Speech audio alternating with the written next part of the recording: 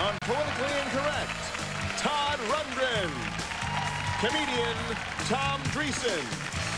Author Shaneska Jackson and columnist Don Feder. And now, the star of Politically Incorrect, Bill Maher.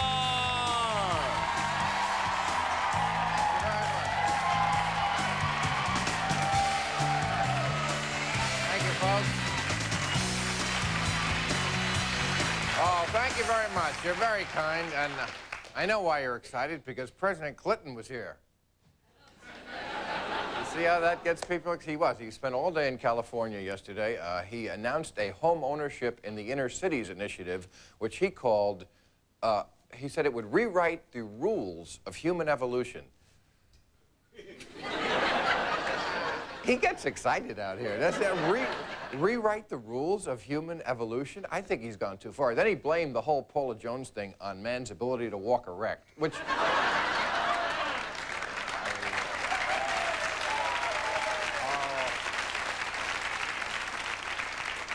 Well, it was not a good day for Hillary Clinton. As you know, yesterday the Supreme Court said she had to turn over the Whitewater notes. Today she did that, and some of them are pretty incriminating, especially the ones about those reappearing Rose law firm billing records, you know, the ones that disappeared and then suddenly came into the White House, nobody knows how. In the margins of her notes, she had written, if you want something done right, you have to shred it yourself. And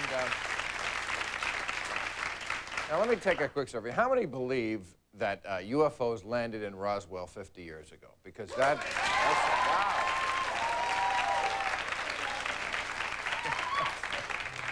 Well, you are not alone.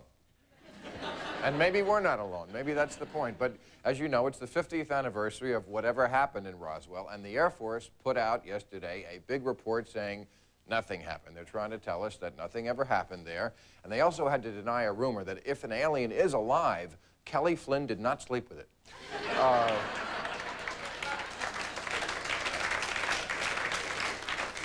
Speaking of outer space, Senator John Glenn, you know him? Anybody from Ohio? He's your senator? Okay. Well, he's 75 years old, and he wants to go back into space. And NASA is considering. He says, we've never had somebody old in space. We know what gravity does to us down here. Let's see what happens, you know, when you send a 75-year-old into space. And not to be outdone, other lawmakers are jumping on this bandwagon. Sonny Bono, congressman from out here, said he wants another crack at Cher. So...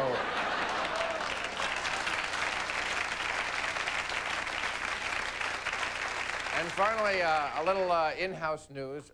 Rupert Murdoch, I'm sure you know who that is. He owns Fox and pretty much everything else in the world.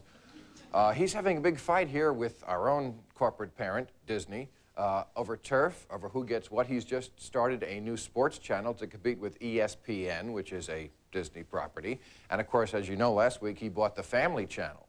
And he's trying to mix that with Fox stuff, which is tough. You know, they announced their first project. It's trying to marry the Fox urban market with the kids. It's called Booty and the Beast.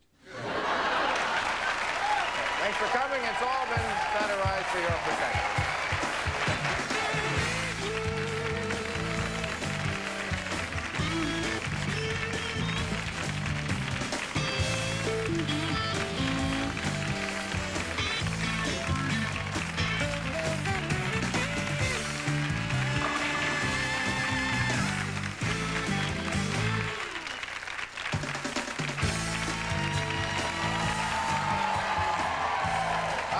The show, and let us meet our panel. First, he is a columnist for the Boston Herald and the author of Who's Afraid of the Religious Right, Don Feder. There's his book.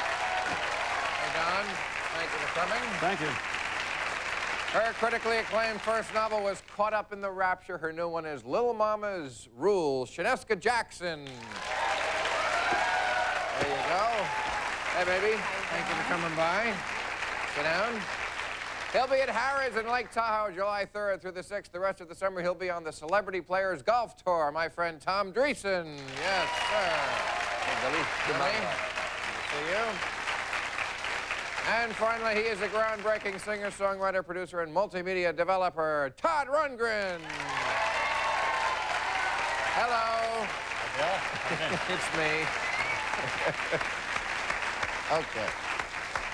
All right. You know, the first thing I want to get to tonight is something we've wanted to talk about for a while here. I don't know why we didn't get to it, but the apology for slavery, which President Clinton invoked about a week ago, and he's trying to get interest in this or not. I guess he's trying to feel out people, which he usually does. About whether it's a good thing. What happened? In a manner of speaking. Yes. So I thought maybe I'd feel out this panel. I mean, you know the idea. It's pretty much, I mean, we had slavery. Should we make a national apology? What's an apology gonna do? So you're against it? I am against it. It's sick. Because how is an apology, how is I'm sorry supposed to make up for 200 years of slavery and oppression? Well, I don't think he thinks it's going to make up for it. So what is the point of it? To say I'm sorry? Hey. I don't get it. Okay. Don't start with me, Bill. Okay. Don't start I'll with me. tell you why you should do it. I'll tell you why you should do it, because just exactly what you said there. The 250,000 Union white soldiers allegedly died for that cause. So that wouldn't be, well, I mean, this is what we... What are you, Johnny Cochran? They died.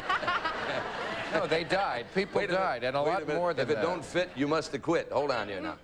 But the point I'm making is that they died for that cause. Yes, that's they what did. we were told, okay? Now, if that doesn't heal, and the wounds aren't healed, obviously, in this country, the wounds aren't healed. So if the president of the highest office in the land stands up and says to African Americans, we are sorry for what happened, let's move on. You can't move on unless you make an apology. Something on that personal. But isn't But that... it's the mere fact that you have to tell him to make an apology that makes the apology not even coming from the heart. If I have to tell you to apologize to me, then the apology is not coming from your heart. What do you say? Apology? No.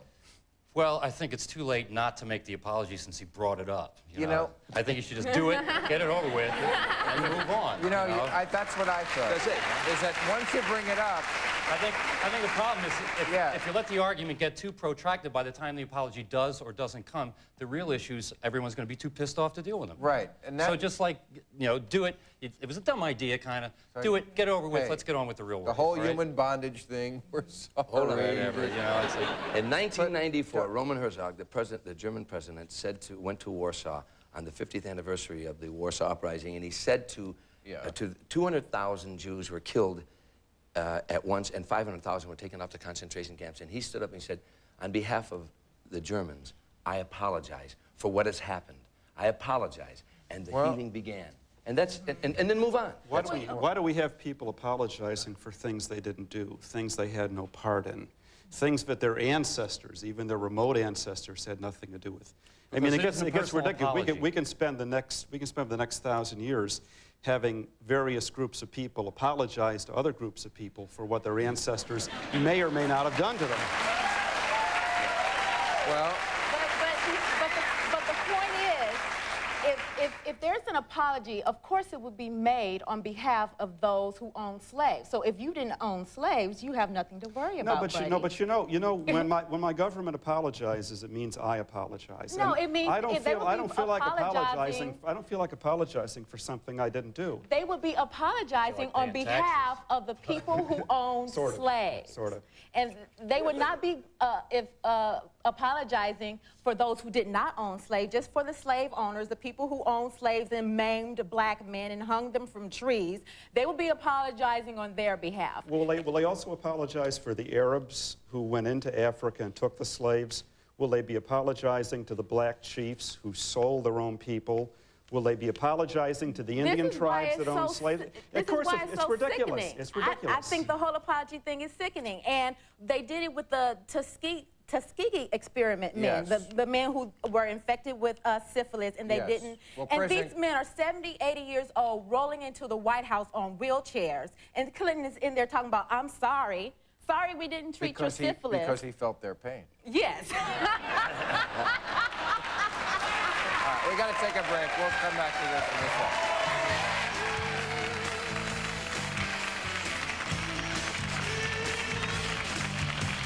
Why can't I have my own? If you're planning to be in the Los Angeles area and would like free tickets to Politically Incorrect, call 213-852-2655.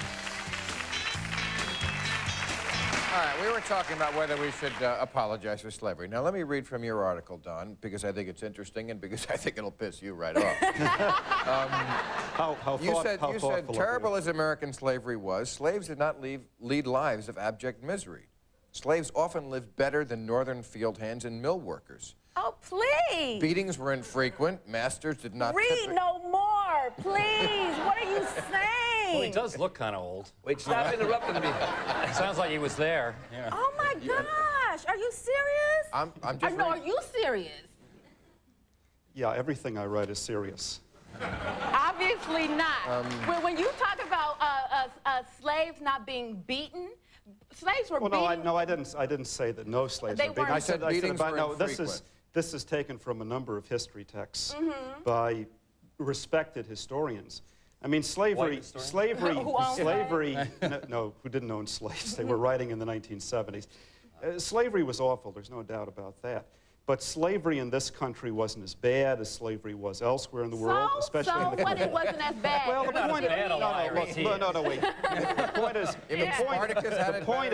point is, awful things have been happening throughout the world for the course of recorded history. That's right. Yes. Slavery was bad in America. It wasn't the worst thing. It wasn't the worst thing that happened here. We almost annihilated the Indians. It's the worst thing that happened to black people here. Well, fine.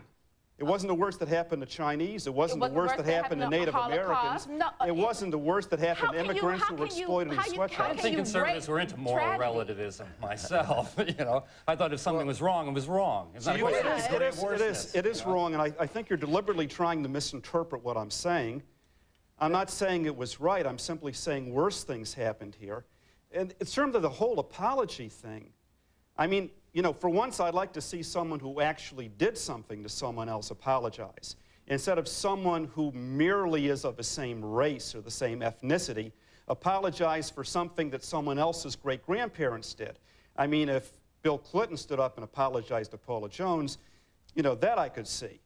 But that isn't even a fact. No. Well, that's the reason why this is such a terrible issue to argue about. It's a terrible issue to argue about because people use it as something to hide behind, you know, as some kind of token for all the other arguments they have, like I really don't like blacks and I don't want to apologize for them about anything, you know. Right. And people are going. And obviously, what I'm saying here is that the amount of heat that, may I finish, please?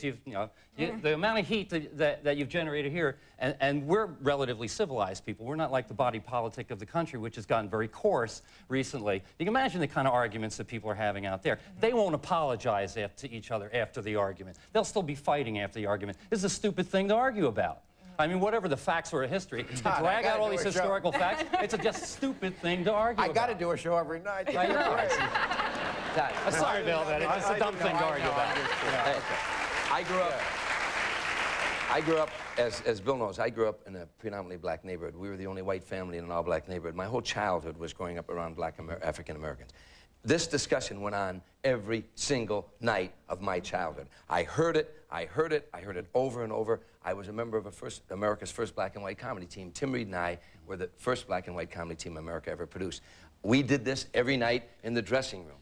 And you can talk till the cows come home, but unless somebody once says, let's put this crap behind us and let's move forward. And the only way that's done is, if I offended you, you and I are never going to get together unless I say to, hey, Todd, I'm sorry. Can we move on? You can say, no, I don't forgive you. Kiss my royal ass. I ain't ever going to forgive you. I say, but I tried. I said I'm sorry. Now I'm going to move on. You can move on with me if you want to, or you can stay back there and blame everything that ever happened in the past about what you're going to be doing in the future. And actually, I'm moving on. The good thing is that the two... Well, I agree. Get it over with. Do it now, get it over with. I agree. Let's get on to the importance. I think we can move on because my original question is, should we make an apology for slavery, as the president suggested? You said no? Yes. And you said no. I said no. You see? We can all get along. We'll take a break. We'll be right back.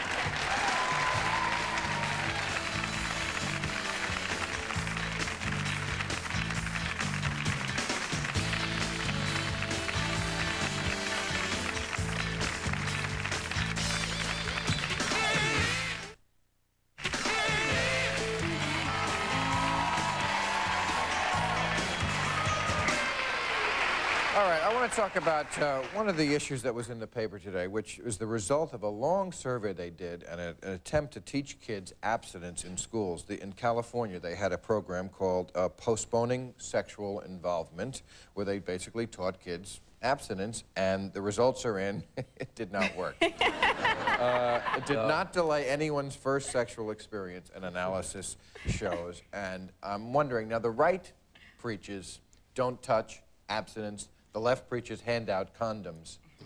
They both seem extreme. The kids seem to be caught. Well, you know, the problem is they're probably teaching abstinence the way they teach reading in the public schools.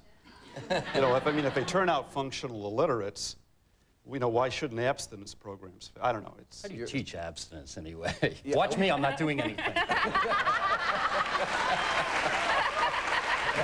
I know that we are the most hypocritical species. I mean, every other species learns about their reproduction and behavior and stuff from watching others of their species, and we hide it from them. How are they supposed to learn how to either abstain or do it? You know, if we keep the whole thing a secret. I'm curious, where do you suggest that we watch others of our species? And we do. On cable television. Yeah, I mean, I think the bigger... Adults feel perfectly free to do that. I mean, it's one of these typical adult hypocrisies is we don't remember what it was like to be a kid, and we think every new thought that comes in is horrifying rather than fascinating, you know? And we think kids can't take these things that nature has designed us to do, that they just can't seem to absorb this. The problem is that we defer the education about sex in their bodies too long. Yeah. We hide it for so long that it becomes really strange by the time they do find out about it. Because it becomes politicized, and there's a large portion of right-wing and, you know, these Christian coalitions says, well, you know, just teach them, just tell these kids whose hormones are raging. Don't do anything. How about going to Catholic school, and I was aboard ship, the Catholic priest put out a little handbook that said, masturbation, the devil's handshake.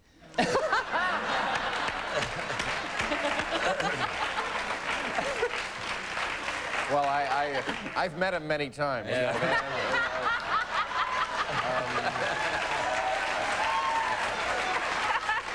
He's got a firm grip, too, yeah. Nice firm handshake, isn't it? Yeah. Well, how'd you like to have a priest telling you, now, son, don't have sex because he abstained? Allegedly, he abstains, you know. Well, we had Naomi Wolf on last week. She has a new book out called Promiscuities, and she says we should teach kids, instead of the extremes of you don't do it at all or you have intercourse, what we used to teach them, which was petting. She calls it mutual masturbation. Well, we didn't teach them that either. We just allowed that. No, they did. They used to have handbooks on necking and petting. Oh, jeez. What did I miss? Remember when actually sort of good, I think. You think that's a good idea? I think that's sort of good. Well, we have to start telling them something, because teenage pregnancy, AIDS, all the diseases out here, we have to tell them something, and we need to set up little rules for them. Well, you know, your book is called Little Mama's Rules. Little Mama's Rules. And I've read some of these rules from Little Mama, and I'm not buying some of this, girl. You can't, you say things like, on a date, always take separate cars. You don't want a man who you barely know knowing where you live, picking you up at your home and knowing where he could be a stalker or anything. You don't know. Wait a minute, when you're 14 years old, you haven't got a car. No, well, my book is not about kids. No, the woman in Little Mama's Rules is 30 years old. Well, then you got double date because you need designated drivers, don't you? Yeah. If you're going to go home in separate cars, you know, then nobody can have any fun. Right. Take a taxi. You both got to leave sober, you know? Yeah. It's like...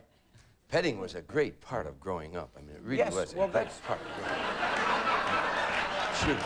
I mean, do you remember the times you'd pet in that backseat of that car all night long, and then, you know, you get outside the car and try to lift the back end up so you could walk the rest of the evening? You don't remember that, do you? No, I don't remember. No, but I think that is the problem with, I mean, that she is suggesting that you take it right up to intercourse, but not intercourse, and that way kids could explore each other, which they want to do, and it's a natural thing to do without having the risks. But, you know, I think science has proved that it turns a certain part of our anatomy blue.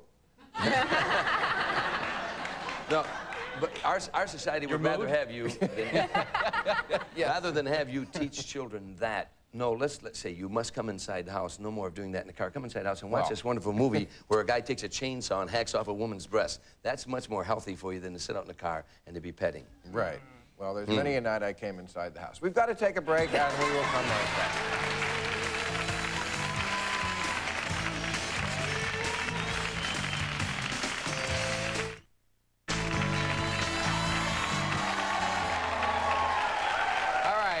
Tomorrow night, we're going to have Sandra Bernhard, Dean Koontz, Fred Williamson, The Hammer, and Paul Harris. All right, a few more Little Mama's dating rules. This one, I resemble this remark. What? Never date a man who's shorter than you. I'm 5'8". You can't kiss me if you have to stand on your tippy toes, Bill. What do you mean, never? Sorry. You talk about prejudice, well, can't kiss you on the mouth. Isn't that a...